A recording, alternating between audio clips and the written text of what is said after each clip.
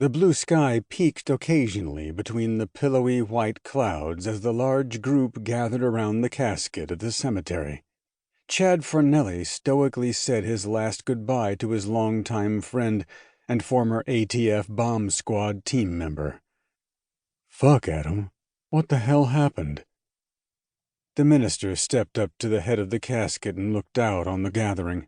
He spoke of Adam, regaling them with his heroics as well as his antics. Adam was known for both, and no one understood that better than his ATF buddies. The minister nodded toward Adam's mother and stepdad, sitting in the front, pain etched upon their faces, calling Adam a dutiful and loving son. Adam's mother leaned heavily on her husband, her hands clasped in his. Chad knew Adam's biological father walked out on the family when Adam was young, so he was raised by his mother alone. Several years ago, she found love again, and Chad remembered Adam speaking respectfully of his mother's husband. He remembered they were older, but they appeared much more so at the side of their son's coffin. The minister then turned toward Danielle, Adam's wife. Danny. Chad sat next to her, his large hand clasping her much smaller one. He glanced to the side, taking in her profile. Her wavy auburn hair was tamed into a sleek ponytail at the base of her neck instead of flowing wildly down her back. Dark circles underneath her green eyes accentuated her pale face. The slightest smattering of freckles across her nose drew his gaze. A dash of lipstick gave the only color to her features. She held a tissue in her free hand, but she appeared to have no tears left. Her eyes, slightly puffy, were dry. As the minister talked about Adam's love for his wife, Chad wanted to put his arm around Danny and pull her in close. He wanted to tell her that her grief would not last forever. He wanted to assure her that he would help with anything that needed to be taken care of.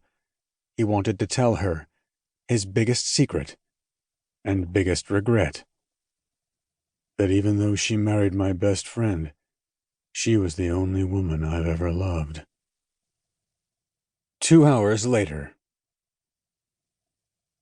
The mourners gathered at the local pub, closed to the public, for the wake. The crowd was subdued at first, but became lively after a few beers were consumed, all knowing this was what Adam would have wanted. Chad held his beer, toying with the sweat droplets sliding down the sides. Smiling at friends, listening as they shared their stories and memories of Adam, his eyes continually searched for Danny. She spent time with her and Adam's parents until they left to go back to their hotel. Now, even with her friends circling around, she still appeared as a lost waif in the middle of a crowd. She lifted her eyes to his, and the familiar punch to his gut hit him. Those eyes.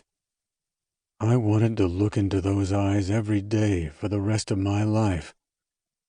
She shifted her gaze to one of the women sitting next to her, and Chad turned back to her.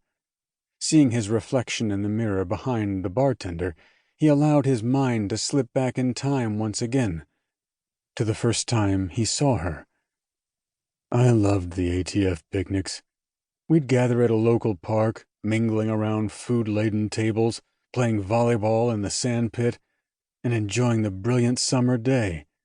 For the explosives enforcement officers, it gave us a chance to blow off steam while enjoying the company of other ATF agents from different local offices. Jerking off my ATF t-shirt, I tossed it to the ground before jogging over to enter the volleyball game. I towered over many of the other guys with my height, but my agility surprised them. Laughing, as I dove for a low ball, I collided with one of my best friends. "Fuck, man!" Adam Turner growled, pushing me off him. "Jesus, you're like running into a goddamn freight train." I stuck my hand out and Adam took it, allowing me to give him a pull to his feet. We grinned at each other, dusting off the sand before continuing the game. 20 minutes later, we walked toward the food tables, the game successfully won by our team.